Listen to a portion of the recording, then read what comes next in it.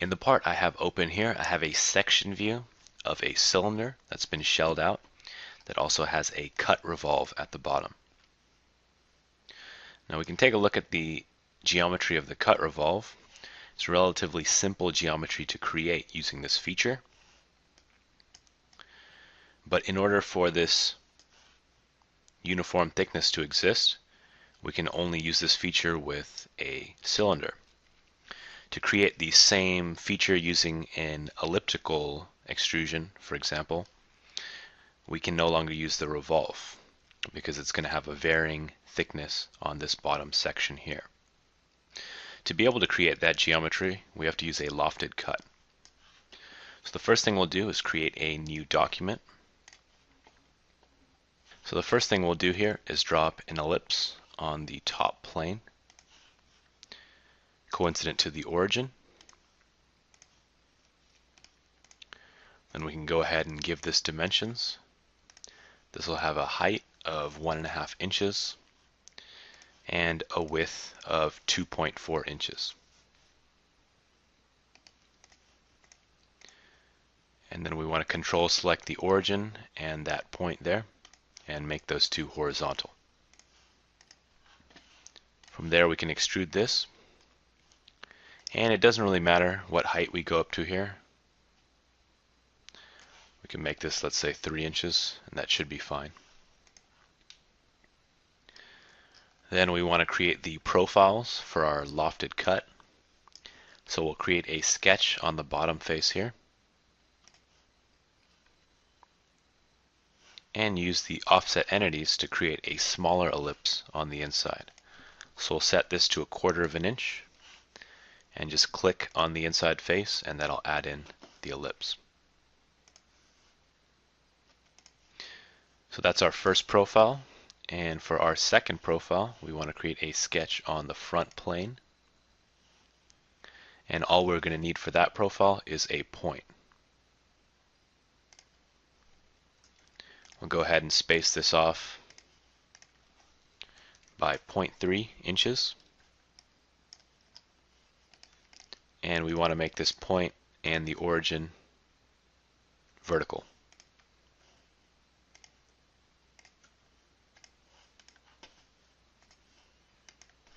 Next, we'll go into the Features tab and choose the Lofted Cut option. And we'll choose the ellipse and the point. And we can exit the cut loft and see the resulting profile. So we can see that this creates a cone that terminates at that point. So we'll need some guide curves to create the curve that we want. So I'll go ahead and delete out the cut loft. And to make this a little easier to see, we'll hide out the body.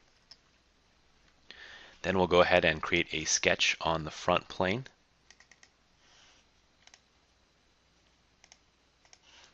And we'll use the 3-point arc tool to draw a arc from the point to the ellipse. Then we want to draw in a center line, horizontal, at that point.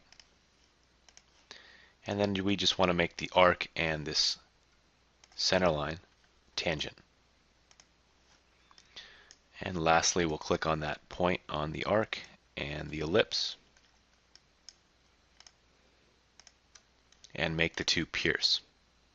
Now we're going to want to create the same arc on the other side because we want this to be uniform. But if we mirror this profile over, what happens is that the lofted feature is going to see the entire arc rather than just the arc half. So it won't create the profile that we want to create. So we'll go ahead and exit out and create another sketch on the front plane. And we'll go ahead and click on the arc and choose the convert entities. And then we'll draw a center line down to the origin.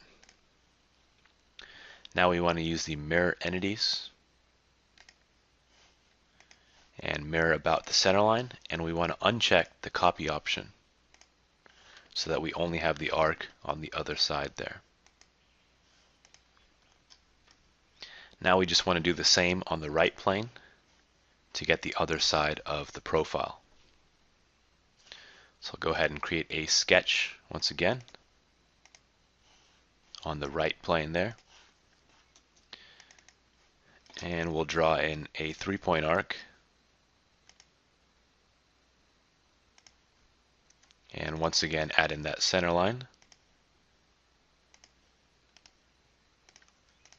And we'll make the two tangent once again.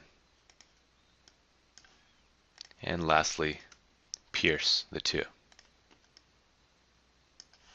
And exit the sketch. And we'll just create one more sketch on the right plane. Once again, we'll mirror over the converted arc. So first convert the arc over using the convert entities. And we'll draw down another center line to the origin.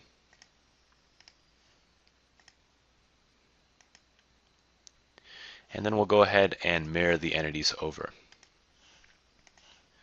And you may have noticed with the last time we copied over the arc, it lost all of its definition. It was underdefined. If we wanted to keep that, we can go ahead and copy this. That creates this one single arc going all the way across. And then we can split the arc using the split entities.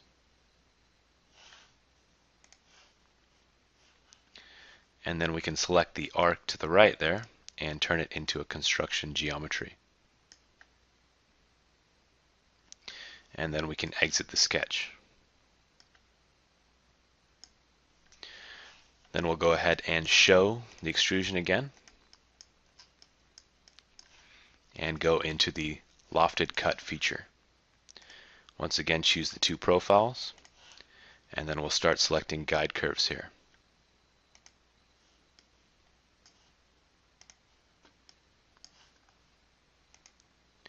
Once we have all four selected, just examine the profile, see if it looks all right. That looks like the right shape, so we'll go ahead and exit the feature.